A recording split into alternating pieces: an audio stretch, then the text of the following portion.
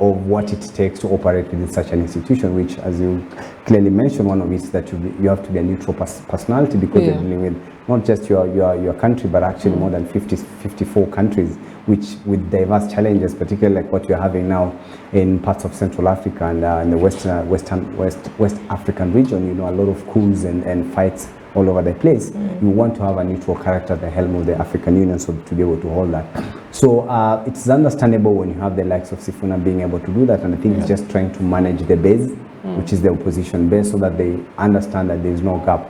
A lot of people, and I see people mentioning that some of the people being proposed that are looking forward to inherit the mantle of Honorable Odinga, the likes of Honorable Kalonzo and Honorable Martha Karua and many others. You know, the others just waiting on the frame. They just want to be sure that Baba is exiting. Once they do that, there's going to be a lot of players. But for SG, as the official spokesman of the party, he has to manage his base, and I think that's for him, such sentiments are geared towards that direction. Yes. So the dilemma that is now in Azimio la Umoja on Kenya coalition, because two key leaders or two key principals have expressed their interest to inherit what Raila, you know, basically holds now, and that is, as you've said, Kalonzo Musyoka and Martha Karua.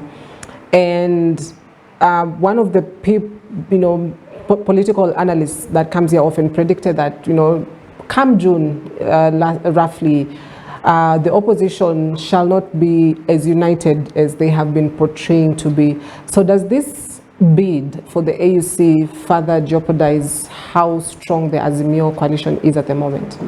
In terms of the Azimio coalition, yes, because like I've told you, anytime there's a transition, even when you have a president, a sitting president who's serving second term and is on an exit mode, there's always an opportunity for everybody. So you obviously do expect a whole bunch of people showing interest in that particular position, as opposed to when you have a sitting president defending his position, because then he still has his side in check.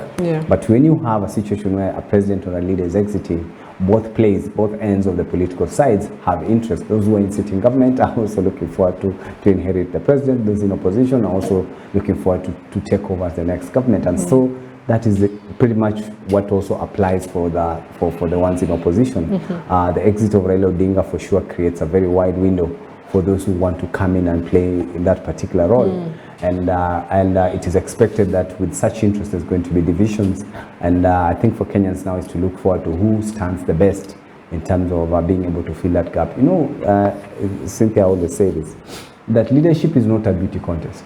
It's not a Miss Kenya kind of event where we are looking for who's smarter.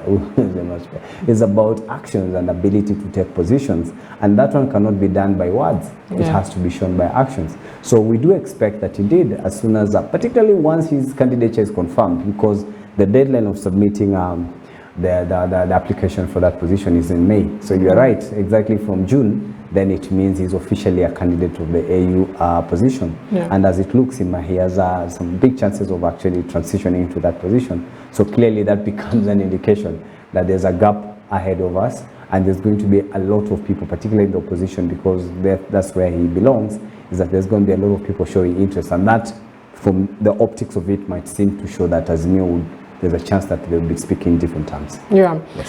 So what is at play here is basically succession for the Right Honorable Raila Odinga. So who's got the better prospects, really, to take that mantle? As you said, he's a man that has been in the political landscape for quite a lot of years. You say he first voted in 1963. So who's got the better prospects here between Kalonzo Musyoka and Martha Karua to be the man or woman to take after? I think, Cynthia, my sentiments still goes back to my very last statement. I've told you that indeed there would be a lot of people showing interest in terms of who wants to succeed Honorable Odinga, which is completely understandable.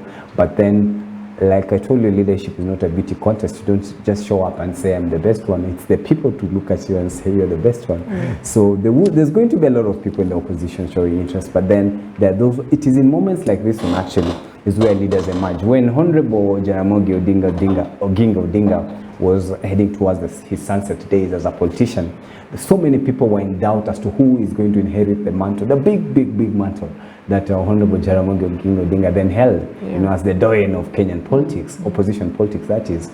But then, and they couldn't pick out single-handedly that who's going to do that. But then naturally, when we went into the 1992 elections, and then he became the leader of opposition and shortly passed on, majority of those people around him were young men. Pretty much like what we have now. They were in their 30s and their 40s, including Mheshimiwa Raila Odinga himself. And he wasn't the de facto opposition leader at that particular time. Remember, there were other major players like Honorable Orengo. James Orengo made it to parliament in 1979. That is like 14 years way ahead of Raila Odinga. So by stature and experience and what he had done, he was way, way ahead of Raila Odinga. But you see, as they say, like I told you before, fate is that when you give people positions to prove themselves, then naturally you're able to tell, you're able to figure out who's doing what desires the most. And the people of Kenya, particularly those in opposition and those who support the opposition politics, will be able to see who then stands the best in terms of playing that role. And it won't just be on paper. Today, it's very easy, and I think it's just like when you have an incumbent in whatever position, say an MCA or an MP. Today, as a sitting MCA, he might seem impossible to unseat, until when a young man turns up and actually unseats him, then you realize that he wasn't the most popular. So we do have the front runners, as you've indicated, who appear like they're going to take that particular position. But as I always said, wait until the fun, I don't know how they say it, when something hits the fan and then things completely hit up, is when then you begin to see who then has the strength and the stamina. Because opposition politics is not easy. Kalonzo Musyoka has never done opposition politics in his life. And maybe Martha Karua, to some extent, she was part of the 1992-1997 class that pretty much went against Moi, but she doesn't have a base. It's very difficult to inherit a base, especially if the people don't believe in you. I said here some time back, I think last week I said, that for you to be a leader, you must believe in something. And for you to have followers, you must have people that believe in what you believe in, and they must do so solidly. That's why you have institutions, even corporations that has MDs and CEOs, but when one MD exits, then the institution goes down. It's not like the structure of the institution has gone, but it's the kind of leadership at the helm of that particular institution. You saw what happened with the late Professor George Magoha at the Ministry of Education, or even CS Matiang'i. Every ministry they took came into life because of the type of person that is at the helm of that particular leadership. So as days go by, and then we have all these people coming up, I think it's for Kenyans to be able to judge that depending on how they prove themselves in opposition. And you know, you brought out such an important aspect of opposition politics is not quite easy. Yes. And one region that has been in the opposition for a long time is the Nyanza region. True. And as we speak at the moment, Odinga is basically the kingpin of that, arguably the kingpin of that region. Yes. And what happens to his backyard, or at least this backyard or this region that he's had a firm grip on? How is it now to also adjust? You know, there's a different aspect to it, because nationally people will adjust, but region-wise, will they be able to adjust, and who do they adjust to? They have no choice. They have no choice, because we are all human beings and we all have a lifespan. So at some point he has to exit the scene. Even though the Nyanza people have had an extremely long journey with the Odingas. It goes way back into the 40s when Jaramogi Oginga Odinga was beginning to become a public figure. You know, he was a businessman. He was first a teacher, then he became a businessman, then became a local political activist throughout the 50s, until when now he formally joined politics and joined the Legislative Council, which then was known as LegCo, and then eventually transitioned into an independent Kenyan country where he was an MP. All those years up until today, since the 40s to 2024, is almost 84 years. Is a long history they've had with Odinga. So obviously that is a name and a family that is totally entrenched into the politics of Nyanza region. And so it is expected at a position where, particularly when we do not have a young, vibrant Odinga coming into play, even though we wouldn't want to paint a picture of that, because then we'll be talking about dynasties. And these are the dynasties that Kenyans appear to have completely rejected in the last election. So we wouldn't want to talk about dynasties. It doesn't work for you. When they talk of a Cynthia dynasty, we'll be having a lot of trouble in your village because people will be questioning, what about the other mothers? Are they also giving birth?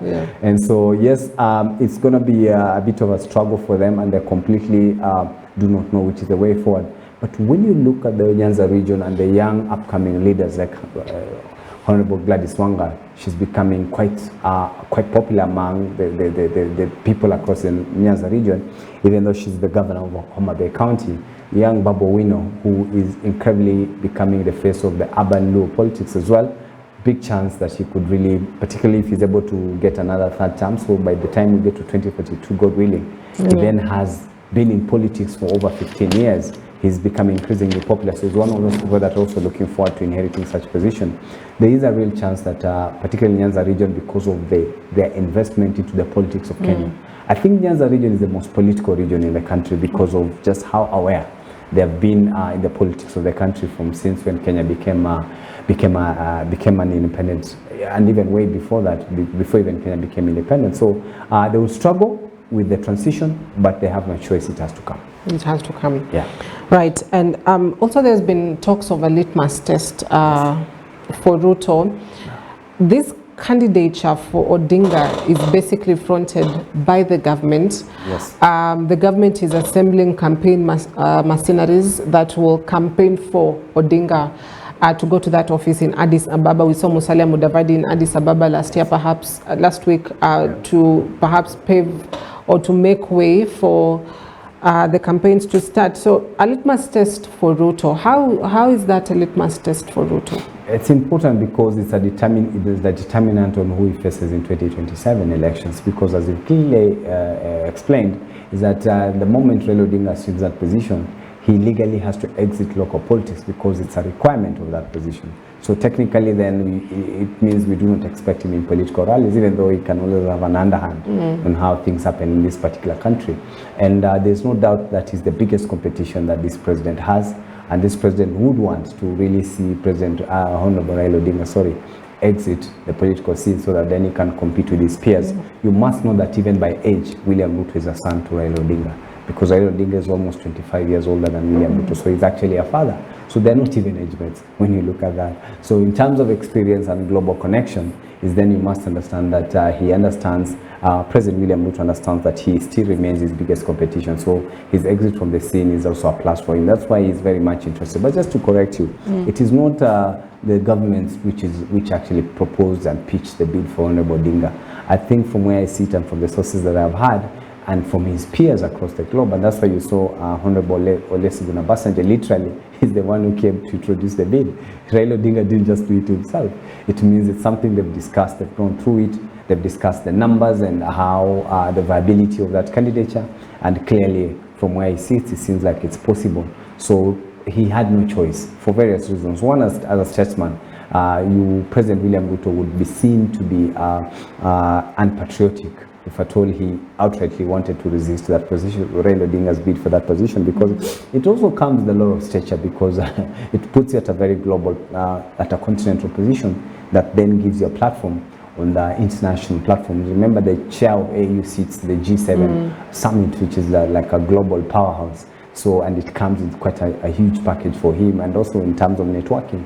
Then you're completely networking at a presidential level, which means that even more bigger friends that can fund your campaign. So you'd expect probably those in government to be a bit jittery as to that position, but the president had no choice. One, as a patriot, he had to support him as a candidature, but also I think for political reasons, it makes sense to see him out of this country. Right, so it's not just about 2027 politics, but also about what image Kenya portrays continentally. Exactly, you wouldn't want somebody that was also coming from a conflict to solve conflicts.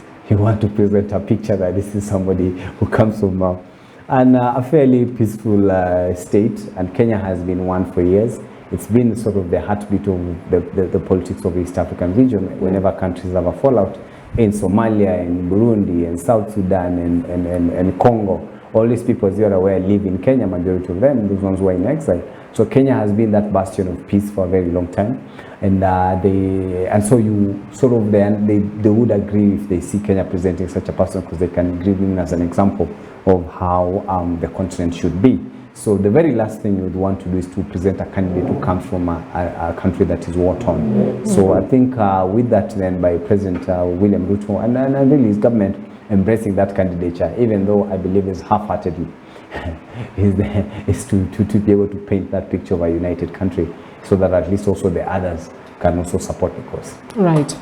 Now there's also been a factor of Mount Kenya as well, because one of the senators actually from Mount Kenya and Kiambu to be very specific, at a burial publicly said he does not understand why there's a push for Raila's bid to the AUC, but it would have been preferably better if it was for Uhuru Kenyatta to go for that particular position. So, why should the name Uhuru Kenyatta as well crop up, and what does this portray about the interest of Mount Kenya? When you look at the personality and the body language and the demeanor of President William, or former President Uhuru Kenyatta, he truly could serve as a diplomat because of his a talented spokesman. When you look at how he was able to perform during his presidency, there's no doubt about that. But you have to realize that President Uhuru Kenyatta as well, just like President William Ruto, are not agents with Raila Odinga. So he still has time. I think that could be one of the considerations,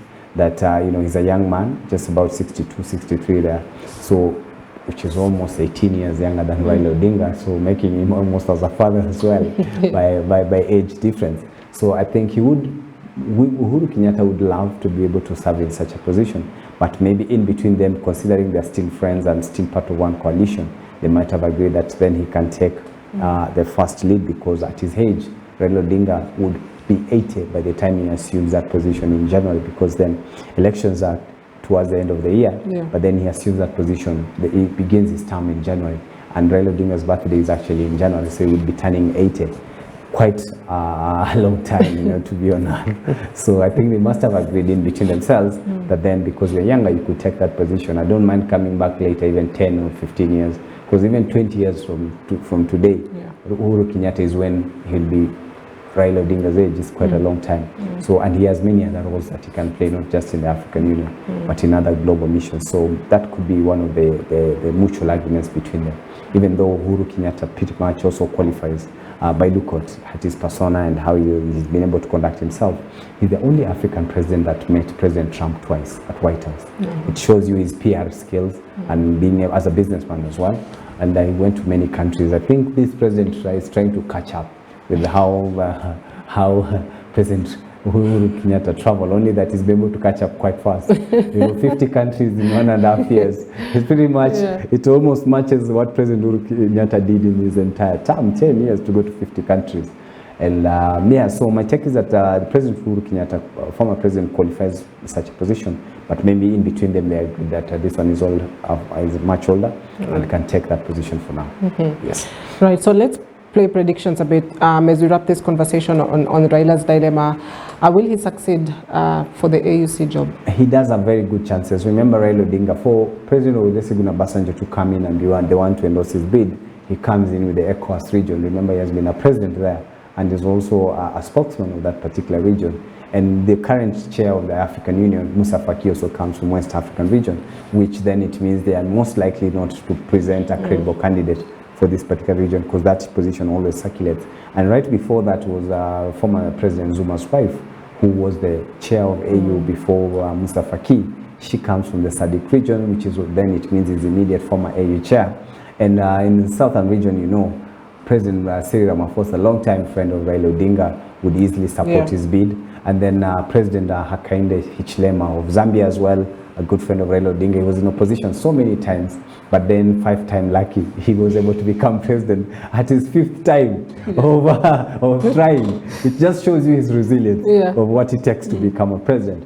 And then, of course, President of Malawi, Lazarus Chakwera, who used to live in Buruburu here. So he used to live in Buruburu. That's an interesting fact. He lives to live in Buruburu here. He's an ODM supporter. So he went home, he was a preacher and a part of the church system, a continental church system. That's why he served here for quite a while. He knows Swahili very well. When he was here, he spoke Swahili fluently.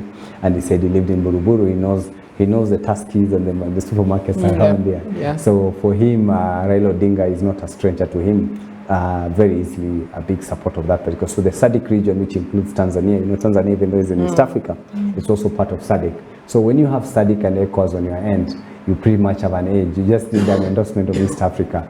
I think Raila Odinga has a very, very real chance of becoming that position, and considering that not only has he served in government, but he's actually served in that institution. So in terms of institutional memory, the African Union is not a strange place for him. So I wonder who, I even heard somebody say that they were going to present Honorable Kikwete for that position. But when you look at stature and credibility and the history of the two.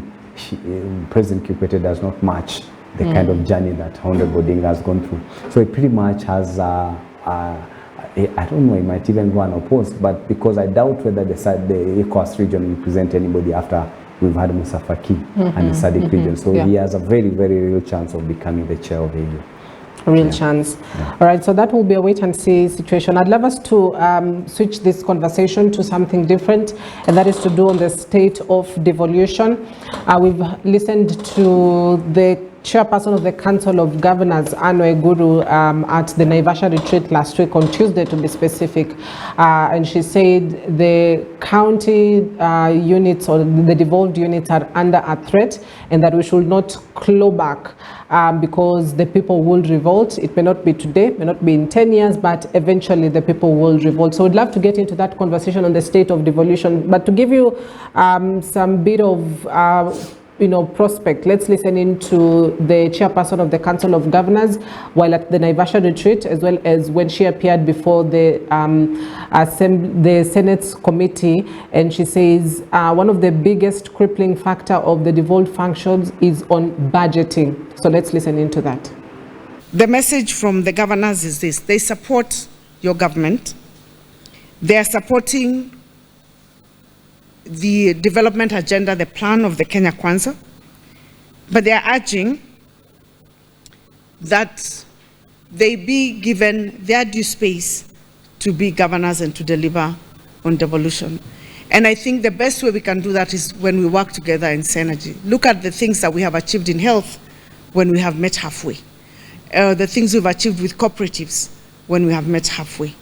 If we can just do that with the few remaining ones, in agriculture and in health, I think we can go a long way than if we started push and pulling to replicate functions and duties that can actually be carried out better by the county government.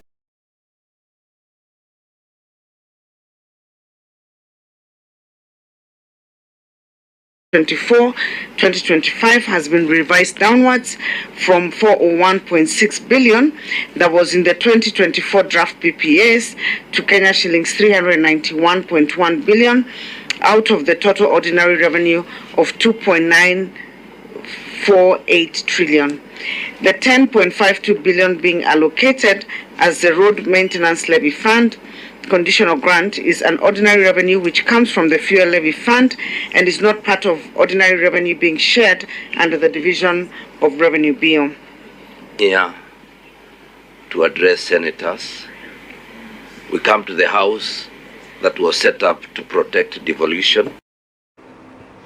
Well, so those are two different places, at the Naivasha retreat as well as at the Senate's committee, where the Council of Governors, or at least the county governors, appeared to make case, particularly on the 2024-2025 budget. The budget policy statement has been one of the biggest conversations within the National Assembly, even as we prepare for the 2025 or 2024-2025 budget. The budget policy statement, or the budget making process at least, is underway, and we've got a picture of basically what we should be expecting. However, the county governments are decrying of funding, Gaira, and they say about 24 billion shillings is what they need as more added to what they've been given, which is 391 billion shillings, but they need more funds. And so the chairperson of the Council of Governors, Anne Waiguru, says the devolved functions are under threat, and she spoke as if she knows who's threatening it. So who is it? You know, Cynthia, the trouble that we have in this country is that those people who were very passionate about devolution, those who really went to the streets and paid a heavy price for us to get to where we are with the devolved counties, so that we can have funds going to the grassroots, didn't get a chance to form government. Those who formed government were the very people who actually went and campaigned against this constitution and actually were praying for its defeat. You know, even though the paradox is that they've been the biggest beneficiaries of the new constitution that they fought for so many years. You understand? And so it's understandable that for you, Cynthia, to do your work well, you must be passionate about it. you must love the kind of job that you're doing. For you to be able to come here and do a good job, you must love this job. Otherwise, when you pick somebody that is not very passionate about this job and then comes here and put in such a position, he or she might not be able to truly do it to the position, because you have to be motivated. So the people who took over government were never people that fought for this devolution. They were part of the system, and for many years had practiced the politics of exclusion, where then you had to beg for development, like in the Kano era, where you had to go and say mtukufu rais tunaomba barabara, and mtukufu rais, we are praying for all these things. That's why we went into the 2010 constitution, to be able to create a format where that no part of this country has to beg for development. And we even went ahead and set a threshold that this is the amount that is supposed to go to the counties, and it must go without any debate. Unfortunately, when we came in, President Uhuru Kenyatta, who was at a vantage position because then he became the first president to come in this post-devolution era, he was supposed to be top-notch in terms of ensuring that we are able to implement the devolution. First of all, is to ensure that there was maximum devolution, 100% in fact, devolution of the devolved function, the 14 functions that were devolved. It's very unfortunate, Cynthia, that 14 years later in 2024, we are still discussing that, we are still valuing the functions to give them out. It's not that it's very hard to devolve these functions. You can devolve these functions in 90 days. And this one could have been done by there's an institution. Slightly just after the 2010 constitution, President Kibaki, the late President Kibaki, created a transitional authority that was actually supposed to do what is purportedly being done now, which is to value the functions, which is the budget, so that then with the functions going to the counties, how much is supposed to follow them, so that then we do not have to have repetition of the same the national government and county government doing the same jobs. That was supposed to be done by the transition authority, so that by the time President Uhuru Kenyatta was coming in 2013, all the functions were to be done at the county level, and we would only be discussing about disbursement of funds, which was supposed to be timely.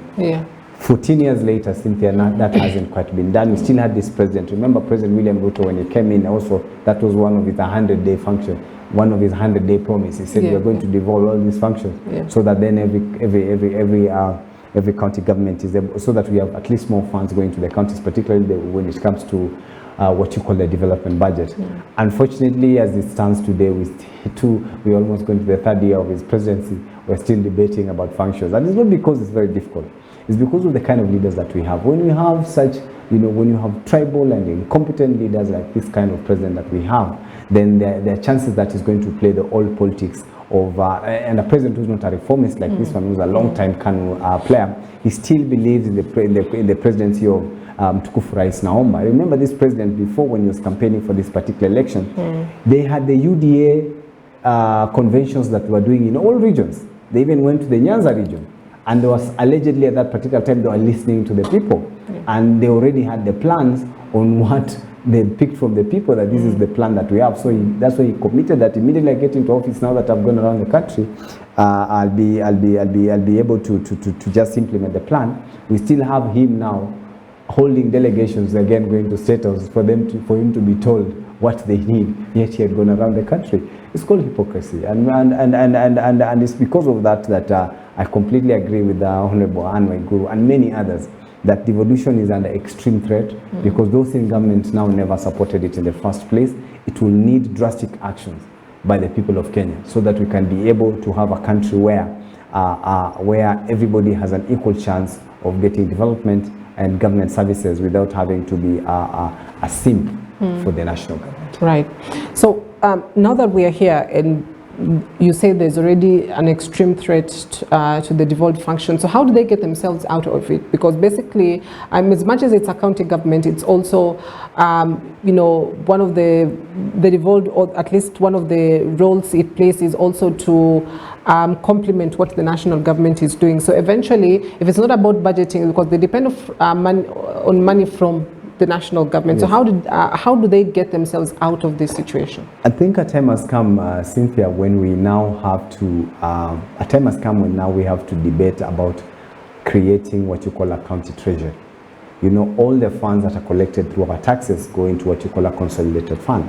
Then the consolidated fund is the one that then disburses the funds to the state departments and then to the aligned agencies as well as the county governments. But because we still have that monolithic entity called the treasury, the national treasury, we then have to live with the reality of the politics Mtukufu Rais Naomba, because then you still have to go through Treasury. I hope in the years to come, and hopefully, some of my friends that are in Parliament, I always try to tell them that one of them has to come up with a bill for the county treasury, so that we're able to separate the national treasury from the county treasury, so that when funds come from the consolidated fund, they do not have to go through the national treasury. The county treasury then receives the funds and immediately is able to disburse the funds timely to the counties. The challenge that we have in terms of disbursement of funds is that government, collects money on a daily basis. Yeah. It doesn't have a store where it stores money. Every day on average, government collects about 6 billion shillings. So in a month, they're able to do, currently, they collect roughly around 6 billion shillings a day.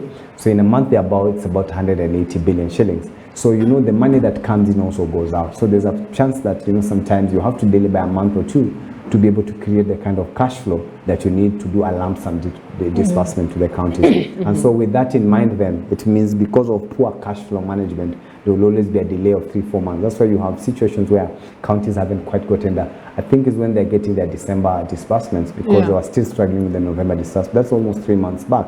And one of the reasons practically could be what I've explained, is that because of the cash flow challenges on how government collects money, then it can't disburse the money, especially in lump sum to the counties, on time. It has to pile up the money, and that means a quarterly target. So that then it means, for example, if they're collecting 180 billion a month, then at least in 3 months' time, they have almost 500 billion. They're able to offset. They have the 540 billion if you do the mathematics by 3. They're able then to have the lump sum money to be able to disburse to the counties, and that could be a challenge. But it doesn't mean that it can be taken care of. Is that then the government can try to be ahead of time. Sometimes, Cynthia, you can choose to pay your rent monthly, or you can choose to pay your rent quarterly, depending on how you get your funding, at your home. So the government should also be able to look at that and understand that at time to be able to cushion the counties from struggling, the kind of struggling that they have, the kind of challenges they have with the cash flow. Then the government has to, at some point, be able to work out on a formula where they pay the counties in advance so that they are never late. At one point, the county governments can decide to pay 3 months ahead. So that every time we're getting into a new month, they're paying for a disbursement that is 3 months ahead. It's possible. It's very easy because we currently we have a lot of wastage in government.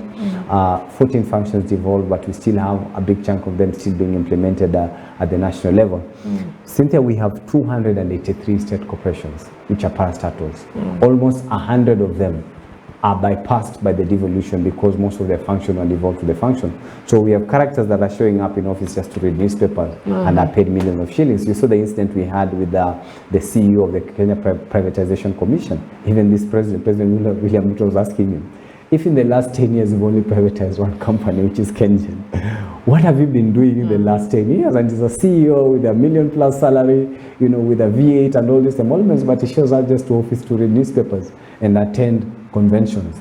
Such institutions need to be disbanded immediately. And if this president really, sit there, and it's not very hard, because he will not be doing anything be outside the constitution. Because already Kenyans decided that these 14 functions, we want them into the counties. So for him to say now these functions are done, we are redundant, it's time to move on, please let's meet in the counties, we will be able to unlock almost 600 billion shillings that goes into paying. It's not just the salaries. There's also the maintenance of those buildings, the suppliers, and all these people that are catering for those institutions. The moment they cease to be relevant, it means that whole budget then becomes available for other functions, particularly development budget, because the counties, most of them are struggling with the wage bill vis-a-vis the development budget, so they don't quite have a lot of money to do development. And so this president is able to do that, but I don't think he has, because he's not very committed with devolution, because it's not very hard. He could have done this within the first financial year that he came in, 2022-2023. By the end of last year, we would be talking of something else, because it is within the constitution. He will not be committing crimes against humanity. For example, if he decides that the function of agriculture, which is a fully devolved function, right, sent to health, and say, look, Kenyans said that, like what happened in UK with the Brexit campaign, when Britain was doing its campaign to get out of the European Union. They said, the Prime Minister who came in, Boris Johnson, who campaigned for Brexit, when he came in, he said, Britons said we must exit the EU. It's not a personal opinion. It's what majority of the Britons say. So we are exiting the EU. You understand? So Kenyans as well did say that devolution is our only solution to the challenges that we have. And they went ahead and listed those functions. And they said these particular 14 functions are fully devolved and must be implemented at the county level. So this president would be free and within the legal framework to be able to do that, but he hasn't chosen to because he wants to play politics with the state corporations, particularly when it comes to dishing out jobs to his sycophants, which is unfortunate for us. Right. Yes. You know, also one of the biggest persons that is also set to defend and champion for the interest of the devolution is the Senate. Yes. Because they basically is to protect the counties and their governments and champion for the interest of the counties. Are they doing enough to speak on this devolution? Because the sense we are getting is that it's just the Council of Governors, and somebody will think, oh, it's just the governors complaining, but are the senators also playing their part? The senators, when you look at their performance over the last 10 years, have tried their best. But I think at the time when we were doing the experts who were working, the Kuro Court, the people who were working on this, the 2010 Constitution, I think they missed out on the clear separation of powers between the Senate and the National Assembly, which then leaves particularly most of the functions which are devolved. They ought to actually have separated devolved functions and national functions. So that legislation on issues that touch on devolved functions, considering that they have been 100% devolved, because that's what it says, then it means should have been an exclusive mandate of the Senate, because then their job would be exclusively to look at the counties. But when you look at the mandate and how those functions are currently still, the status of those functions is that the National Assembly still has a big chunk of role to play in terms of legislation, which then means some of those bills which originally should go straight to the Senate, like bills on agriculture, on education, on trade and industrialization, they need not to go through the National Assembly. They ought to go straight to the Senate because they touch on devolution matters. But as it stands now, it has to go through Parliament, then that bill goes into the Senate. Is then because then it's as a result of the way they did the framing of what the roles of the Senate and National Assembly, an issue that needs to be checked now, so that the Senate can be able to be given a proper mandate on devolution matters. Because when you look at the aspirations of why we ended up having a Senate, it was based on an international framework. They were looking at the American Senate. In the US, the Senate is an upper house. It is actually the institution that actually is able to impeach the president. You understand? And so even here now, the Senate is the one that is able to impeach the president. But I think in as far as legislation on devolution matters, we missed out on creating a clear separation of power on the roles that the National Assembly ought to play, and then what the Senate ought to play. So they are tied. They are tied. The things that they would very easily want to go through them and pass them, but then they can't do it because it has to go through the National Assembly, where we currently have there's no National Assembly now. We have a rubber stamping. It's a rubber stamping. I'd like to call it a rubber stamping authority, you know, where the president just tells them, we are going to pass this, and then a rogue member of parliament like Kimani Ichung'wah shows up and says, Mr. President, I can assure you on Wednesday you'll have it. Without really debating on whether or not, without giving the pros and cons to it. And that becomes a challenge to legislation, because which is very unfortunate. And it goes back to the culture of the kind of politics that we play, particularly in Africa. Here, you see in countries like the UK, they've had now 5 prime ministers, because they don't play with rogue leaders. When a leader doesn't seem to, some of the, like Liz Truss didn't even serve 9 months. She was out, you understand? And she was the prime minister. Theresa May as well, maybe 2-3 years. Boris Johnson hardly did 2 years, is out. Because leaders are not, they're not overbearing. You know, the structures of governance, they are very thorough. And so when you have weak and incompetent presidents, they are presidents or prime ministers, like in the case of the UK, they are quickly taken out before they realize they are still their bosses. And I think in Africa, the only country that has come close to that is South Africa. It's the only African country where they've fired 2 presidents and people have moved on with their lives. You know, President Thabo Mbeki didn't quite finish his term, and then he was impeached, went home. President Zuma, they didn't just impeach him, they jailed him too. And you know, nothing happened. I wish we can get to a level where our country will be like that politically, because legally we have that position. Actually, this president can be impeached within the legal means and leave. But politically, we haven't quite accepted that you can send a president home, because the presidency is part of our business, so it's an investment. Well, it's an investment across the world, but here is an investment that must last its full term. And until that day when we will fully challenge, you see, we did that with the governors. People thought when we had governors in the first term, Cynthia, I remember back home in Bungoma, people were saying that all these governors are billionaires. It's very difficult for people to defeat a governor because they're billionaires. But after the first term in 2017, 24 governors went home. It became real that governors can actually lose elections. Now it also became difficult to imagine that a governor can be impeached. Yeah. We impeached 2 and they left. And Waiguru narrowly escaped, she ought to be the 3rd one. Yeah. It's unfortunate that Waiguru is still in office because Waiguru should have been home. And thanks to the opposition and the handshake at that particular time, ODM saved her. And so she's serving as a second governor. This is somebody that should be, if not in the streets, she ought to be in jail because of the kind of questions that were raised upon her as a Minister of State. She was questioned in the National Assembly. It's not just a rumor. There were debates on how how she managed the decisions at her ministry, and something that was actually state institution, the ESC and the police, raised doubts on the management of funds in that particular institution. So Ngaira is not just raising issues; those are public knowledge. In countries where leaders are held accountable, somebody like Anne Waiguru should never be in office, but we have her, so she survived narrowly. So I pray a time will come when even our presidents, just like the way we've seen that it's possible to hold governors responsible for their actions, I pray a day will come when we can also hold the presidency into actions and move on with our lives. And it just needs, Kenyans need to understand that these politicians are our leaders, our people that we employ, and we can also hold them to account. Once that one fully matures, where we come from, we hold leaders into account. It's just we have challenges in a few other regions. I hope they wake up as days go by so that they can be able to then join us in holding these extremely incompetent, tribal and rogue leaders into account, because it's our taxes that runs them, it's not a favor. Yes. Right, so as we wrap this conversation up, Ngaira, I'd love to bring up as well the issue on pending bills. And if you look at the nation, it says, the control of budget is raising flags over counties that are not paying bills. Yes. And pending bills is one of the biggest crippling factor for the devolved functions, if not the wage bill as well. So as we wrap this conversation up, county governments continue to struggle year in, year out, every financial year with pending bills. Does it trace all the way back to the National Treasury and the delay of disbursement of funds, or is it just about the National Treasury has disbursed funds to the counties, but there's a problem in between the counties as we wrap it up? A couple of things. One, yes, indeed, it's true that even if you have good governors that intend to manage their money well, if there's a failure in disbursement of funds to the counties on time, then you have suppliers and other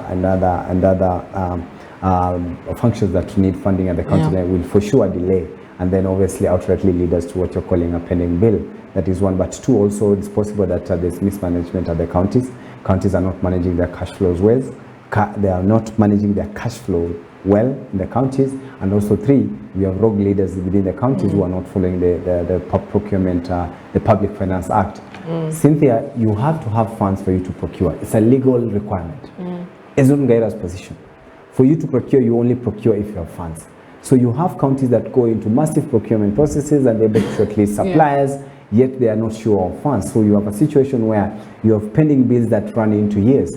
There shouldn't be a situation where you have a county with a pending bill that is over 2-3 years, because those counties have received full funds from those particular 2 years. You understand? Yeah. So such situation can only arise as a result of mismanagement. It's understandable if it's quarterly or probably biannually, 6 months, because then we can say that the government hasn't disbursed funds probably say for the last 3 months. Then it's understandable if there's some payments that were supposed to be made in the last 3 months and they're still pending. But to have a situation where you have debts that were accrued 2-3 years ago and they still haven't been paid, for sure is an issue. It's a question of mismanagement of funds, particularly at the local level. And so you then need to have institutions of government institutions that are supposed to check these governance. And this is what I'm telling you, that it goes back to the people, because it's clear that our leaders are inaitwa mazoea. Wanasema, unajua Waswahili wanasema mazoea yana tabu. So once you do something and you see it's normal, Cynthia, you keep doing it. We all agree that it's normal, even though it could be something that is a vice that we shouldn't be doing. But then because ni kitu tumezoea, then we get used to it. So counties have sort of, because we don't have only now, well, with an exception of 1 or 2 governors, Sonko and Governor Waititu, who have actually also been taken to court and they're facing some legal process here and there. We haven't quite told other governors into now. We have to see people going to jail. The day we'll fully jail some governors and their officials is when we will begin to know that these leaders can be held to accountable, because there is no way that you can have an outstanding pending bill of 2-3 years when the county received full funds for that particular. It means somebody didn't do his job well, because the Public Finance Act actually has a requirement that what you must do is that you first must be able to procure funds, then go through the procurement process so that you pay the suppliers or the debts in time. So the challenge is in multiple ways. One is, as I've indicated, the national government disbursing funds left to the counties, but also secondly and most importantly, the issue of mismanagement at the county level. Right. Yes. So thank you so much, George Ngaira, for coming in this morning, a political commentator and analyst, to shed light on various aspects that affect the country, whether on devolution or on politics, particularly with Raila's bid for the African Union Commission chairperson job. So that has been the conversation this morning. In case you've missed it, you can rewatch it across our social media platforms. Keep the conversation going on X. The hashtag is morninglive at TV_EBN at It's Nanjala. That is where we wrap this broadcast this morning. Have yourselves a fantastic day.